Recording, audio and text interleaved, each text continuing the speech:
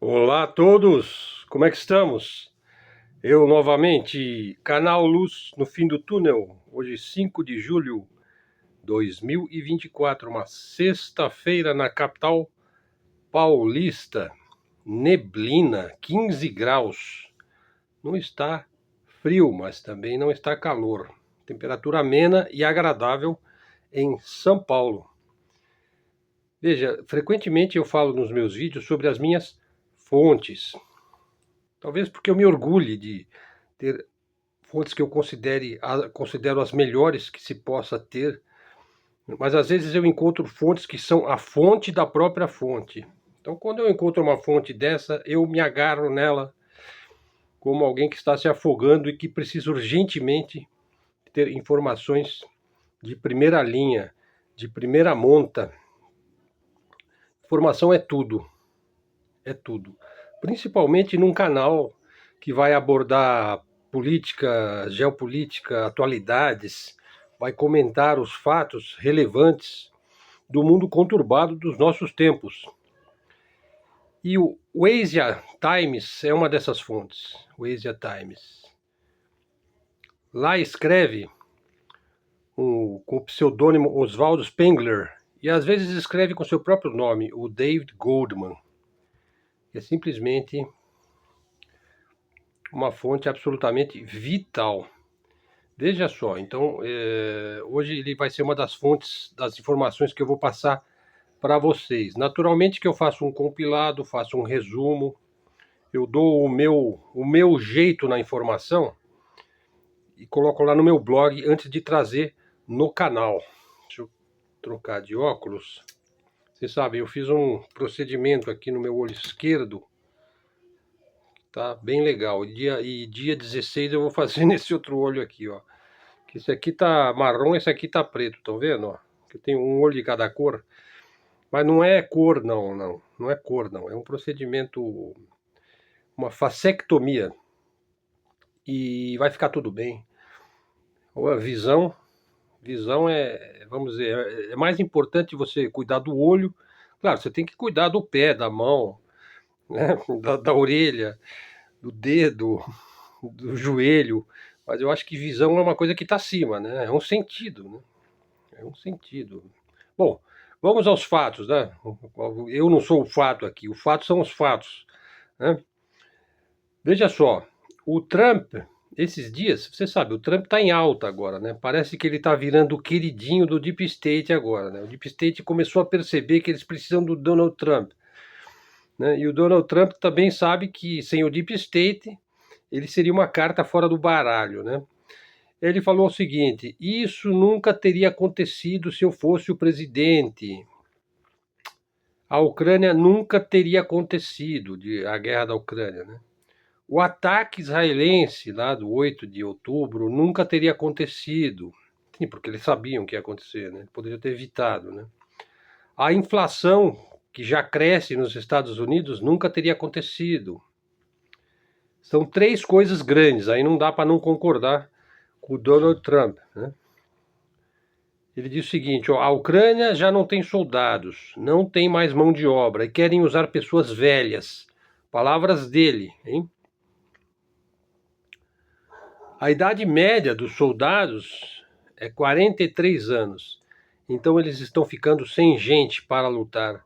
Aí o repórter do Asia Times, o Sachs, perguntou: senhor presidente, chamou de presidente, embora ele seja um candidato a presidente, mas ele já foi presidente. Você quer trazer um acordo de paz para a Ucrânia para que as pessoas parem de morrer? Eu concordo com esse sentimento. O senhor estaria disposto a tirar a expansão da OTAN da mesa para fazer os russos e ucranianos fazerem um acordo? E o Trump respondeu: por 20 anos na minha vida, eu ouvi todos os dias: se a Ucrânia entrar na OTAN, será um problema real para a Rússia. Eu ouvi isso por muito tempo, Trump falando, né? E é realmente por isso que essa guerra começou. Biden sempre diz as coisas erradas. Bom, isso já dizia o Barack Obama, né?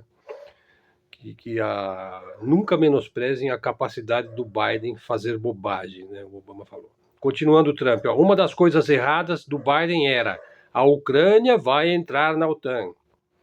Quando eu ouvi o Biden falar esta enorme tolice, eu disse: esse cara vai começar uma guerra. Como você sabe, por 4 anos nunca se falou da Rússia entrar na Ucrânia. Ele está falando de quando ele era presidente. Isso nunca teria acontecido. A Rússia jamais iria atacar a Ucrânia. Então, de repente, eles atacam. E eu disse: o que está acontecendo aqui? Mas se você olhar para a retórica do Biden, ele está lá dizendo isso. Acrescentou o Trump. Então veja, assim, em poucas frases aí, replicadas pela... Você só vai encontrar isso no Asia Times. Você não vai encontrar isso na grande mídia americana. Porque ela é uma mídia dominada pelos democratas. O New York Times, o Washington Post, o Wall Street Journal. Você vai encontrar em outras mídias. O ex-presidente e candidato republicano, daqui a pouco ele vai ser presidente, e você vai começar a encontrar de novo, né?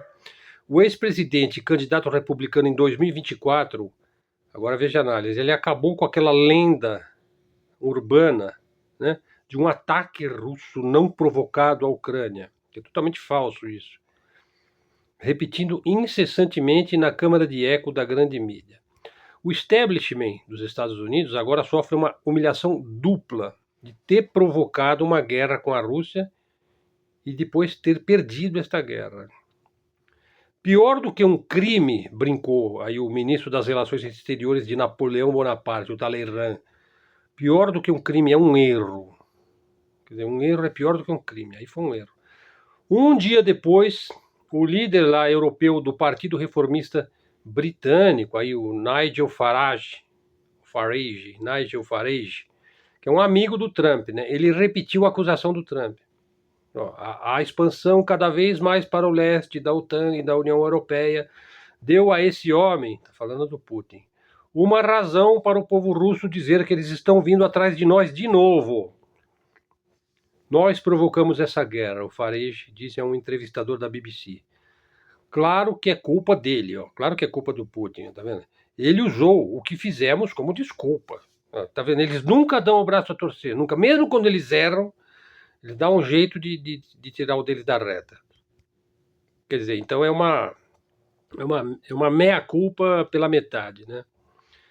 Em contraste com o silêncio pétreo de seus colegas americanos, toda a mídia britânica criticou Farage. Eu vou falar Farage, Nigel Farage, líder do Brexit, né, cujo partido reformista agora está à frente dos conservadores britânicos. Né? A mídia americana ignorou completamente os comentários de Donald Trump. Você vê como a mídia está cooptada, né? Veja, vale a pena citar aqui detalhadamente os comentários não divulgados pela mídia americana do Trump. Até porque nenhuma mídia americana os publica, mas o Asia Times publica, do David Goldman. Né? Um mês antes da invasão russa, portanto em janeiro de 2022, o secretário de Estado do Biden, o Antony Blinken, ele disse aí ao ministro das Relações Exteriores da Rússia, o Sergei Lavrov, ele falou o seguinte, que a administração Biden não só levaria a Ucrânia para a OTAN, e olha o que ele falou para o Lavrov, mas também os Estados Unidos tinham a intenção de colocar armas nucleares na Ucrânia. Veja, o Blinken falou isso para o Lavrov, que é o ministro das Relações Exteriores da Rússia. Os russos ficaram furiosos, simplesmente. Foi a mais pura e rematada provocação que você pode fazer contra um russo. Né? O ocidental, ele não tem a menor ideia, ele não faz a menor ideia do que é você perder 25% da tua população masculina lá na Segunda Guerra Mundial. O ocidental não faz a menor ideia do que é isso. Ele não consegue nem imaginar. Aí o Trump disse, olha, digamos que você estivesse comandando a Rússia. Né? Você ficaria muito feliz, né? Os Estados Unidos colocar ogivas nucleares na tua fronteira e dizer que vai colocar, né? E que também vai entrar para a OTAN ali na sua fronteira.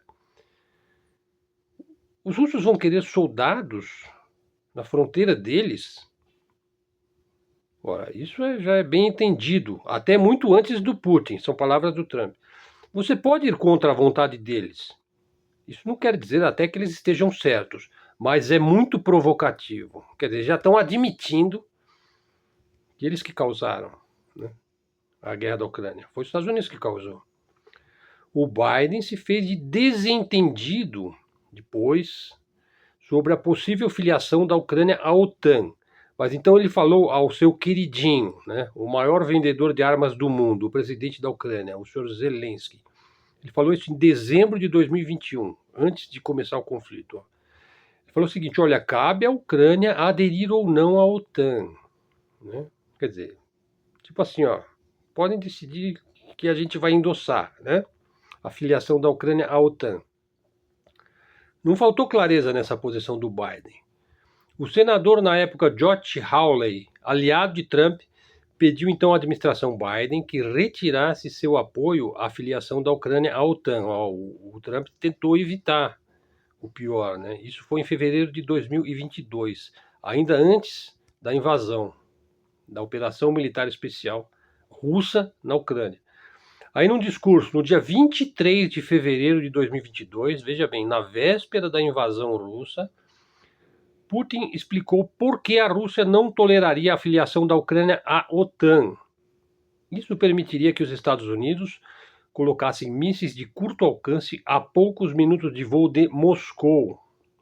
A aliança, está falando dos Estados Unidos, sua infraestrutura militar chegou às fronteiras da Rússia.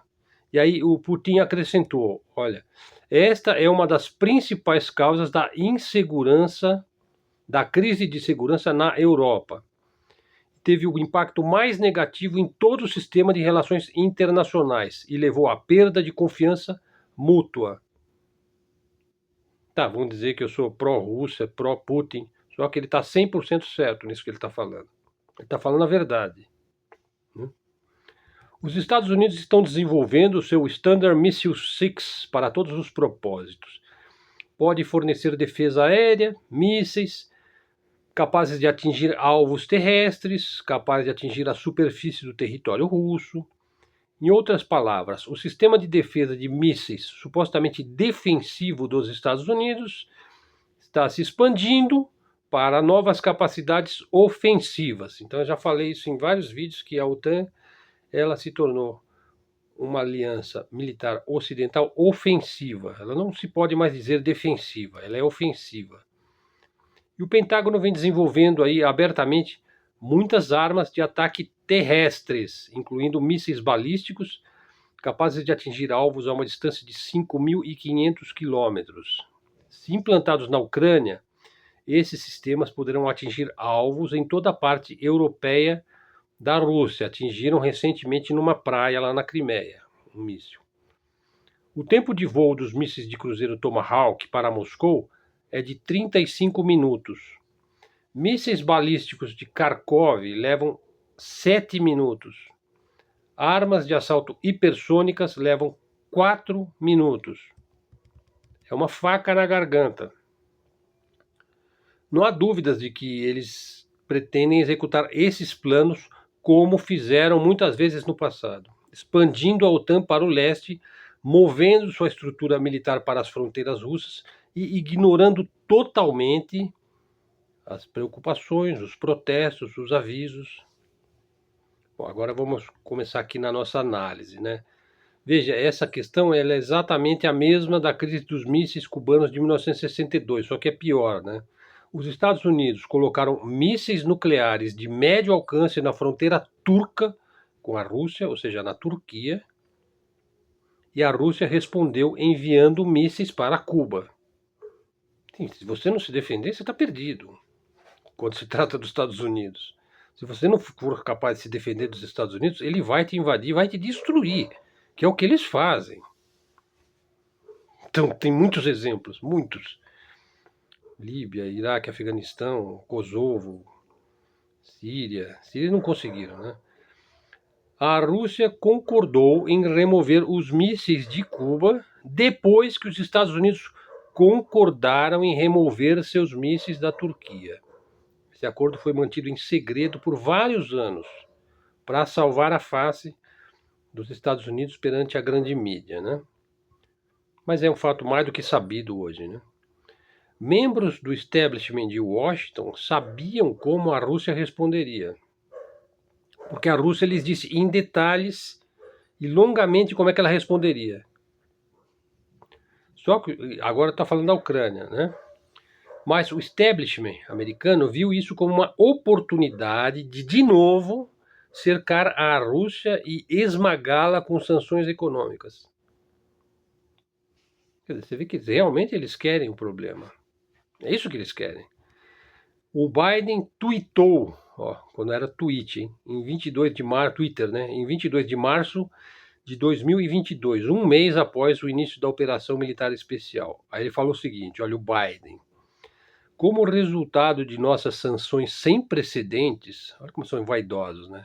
O rublo foi reduzido a escombros. A economia russa está a caminho de ser cortada pela metade. Ela, que era a 11ª maior economia do mundo antes da invasão, logo não vai estar nem entre as 20 maiores do mundo. Assim funciona a mente, né, do neocon americano. Né?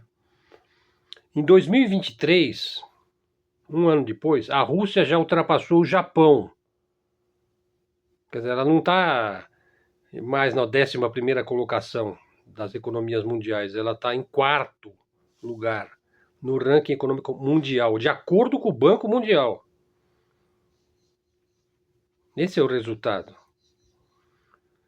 Mais do que as guerras eternas no Afeganistão e no Iraque, o desastre da Ucrânia tem o potencial de minar a hegemonia americana para sempre. Vai ser difícil o Trump reverter isso daí, que é o que ele se propõe a fazer, né? Bom, é meio peremptório dizer para sempre, né? A tendência é que seja que os Estados Unidos não possa mais voltar à posição que eles já ocuparam, lá em 1980, né? Os aliados da América já não têm muitas ilusões sobre isso. Os aliados da América de hoje serão os futuros ex-aliados de amanhã. A Ucrânia e o colapso do Ocidente foi a manchete de 23 de junho agora, mês passado, do boletim diário de maior circulação da Alemanha, o Pioneer Briefing. Diz assim, a Ucrânia está exausta, o campo conservador está dividido e os negócios gostariam de normalizar as relações com a Rússia, escreveu o editor Gabor Steingart. Ele citou 6 razões pelas quais a guerra da Ucrânia está perdida. Ele falou o seguinte, a Ucrânia é um país exausto. A estratégia do Ocidente de isolar a Rússia fracassou. A América estão cansados da democracia. A América está cansada de exportar a sua democracia.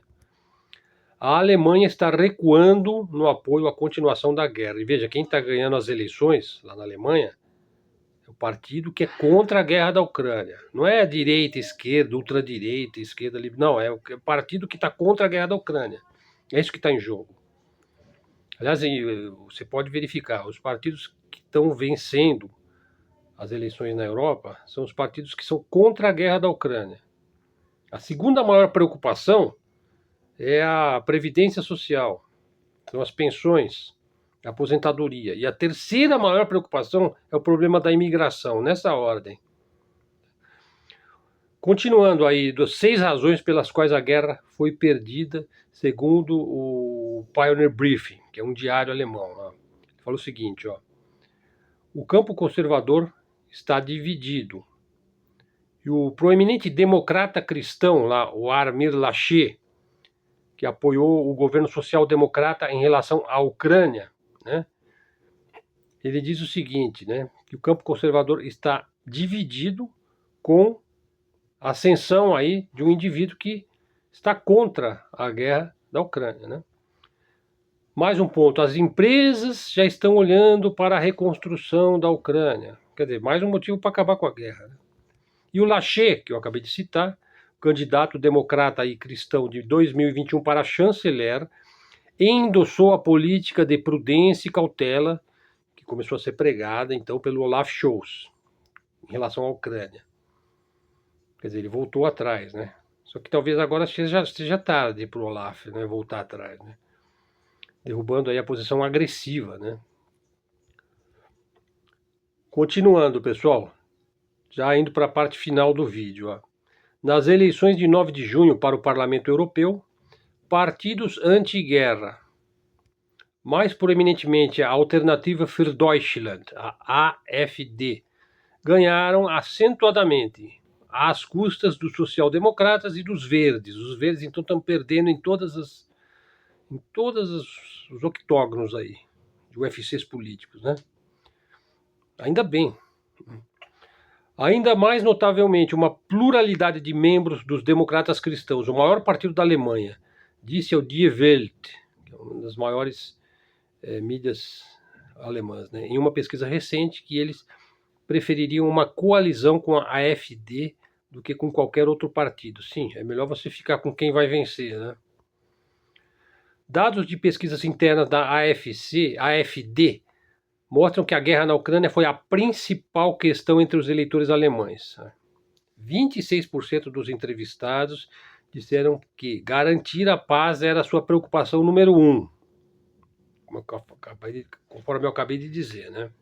Seguido pela Previdência Social com 23% e a imigração com 17%, nessa ordem, né? Tendo falhado em isolar e muito menos derrotar a Rússia, o establishment está pedindo medidas desesperadas agora. Eles vão dobrando a aposta, incluindo ataques à infraestrutura militar com armas ocidentais no território ucraniano, a partir do território ucraniano. O Putin respondeu oferecendo armamento russo de alta tecnologia, que ainda não está especificado, né, para a Coreia do Norte. Uma potência nuclear considerada coringa, né, por seus vizinhos. Coringa é aquela carta que você usa para qualquer coisa, né, para tapar qualquer buraco. A visita de Putin à Coreia do Norte na semana passada causou um arrepio aí no establishment. O New York Times escreveu em um dos momentos mais marcantes de retorno à Guerra Fria até agora, a visita do Sr. Putin a Pyongyang, que é a capital da Coreia do Norte, na quarta-feira, e o anúncio de um pacto para fornecer assistência mútua em caso de agressão. Ressaltou que os esforços das 3 maiores potências nucleares do mundo,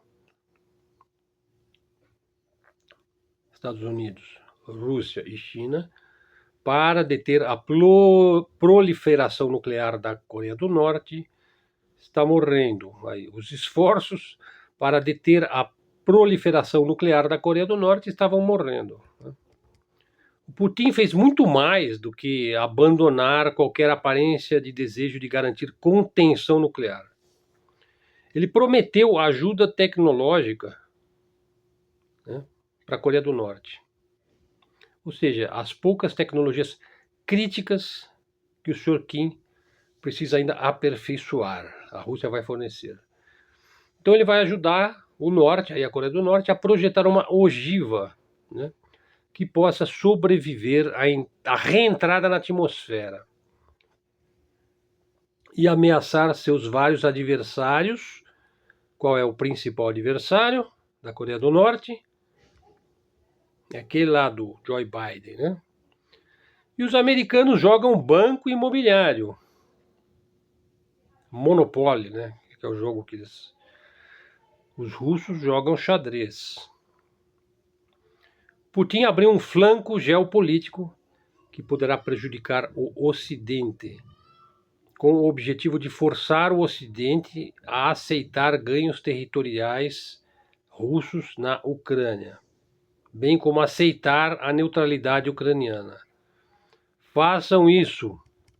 Faça isso, Sr. Deep State. Coloca o Donald Trump aí para fazer o que vocês não deviam ter feito. Para que prejudicar o seu próprio povo, o teu próprio país? Terminando, pessoal. Veja, respondendo aí, fazendo uma espécie de um react aí a certos posts que eu vi ali no Facebook. Veja, a ideia, última parte, tá? A ideia da terceira Roma. Então a primeira Roma foi a primeira Roma, capital do poderoso Império Romano, onde surge a Igreja Católica e Apostólica Romana. A segunda Roma foi Constantinopla, antiga Bizâncio, né? Lá no Império Romano do Oriente, que depois veio a ser Istambul, capital da Turquia. A ideia da terceira Roma, conforme prometido em tantas profecias ao longo dos séculos e milênios, ser Moscou, é muito mais antiga do que a União Soviética. Quer dizer, a ideia da terceira Roma ser Moscou não foi uma ideia criada pela União Soviética, e muito menos pelo Vladimir Putin. Sabe? É uma coisa que vem desde a Ivan o Terrível, vem desde a Catarina Grande, a ideia da terceira Roma, né? Que seria, vamos dizer, a vitória final do Império, né? Muitas das profecias que o pessoal repete aqui, enfim, que foram implantadas na mente do ocidental, foram implantadas pela CIA no período da Guerra Fria. Essa é a realidade. Muitas das profecias, né, dos erros da Rússia, aquela coisa toda, né? O Ocidente coletivo já está admitindo, olha a conclusão do vídeo de hoje, hein, que a Rússia foi obrigada a invadir a Ucrânia. Essa é a real. O ocidental, ele não tem a menor ideia, repetindo, do que é você perder 25% da sua população masculina para destruir os exércitos nazistas. 5 milhões lá de soldados armados até os dentes, né?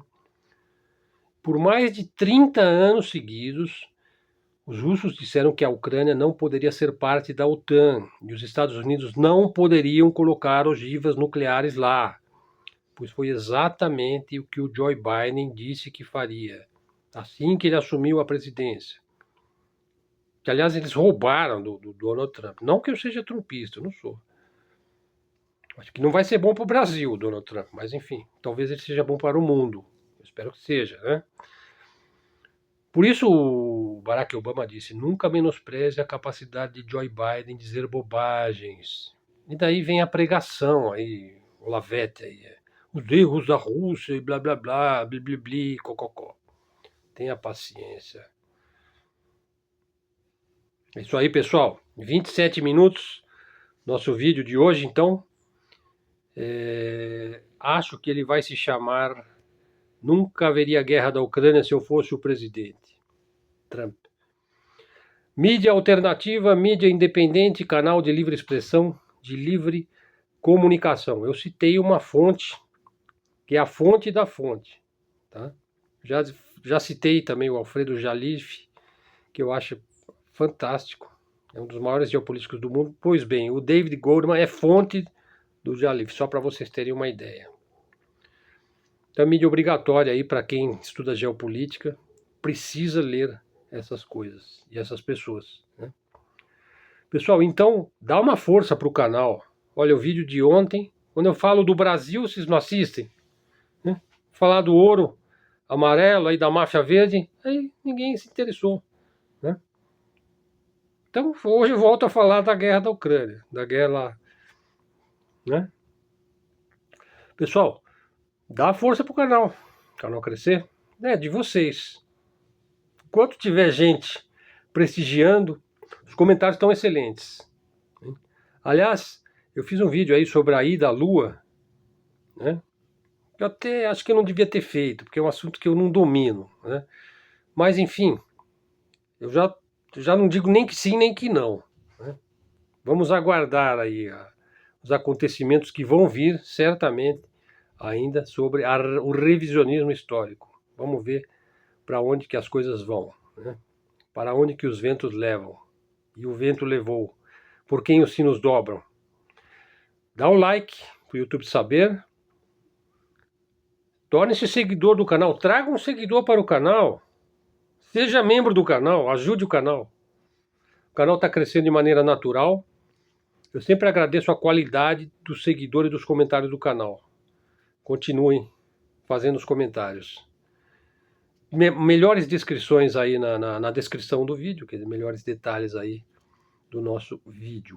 Então, muito obrigado a todos, até a próxima e fiquem com Deus.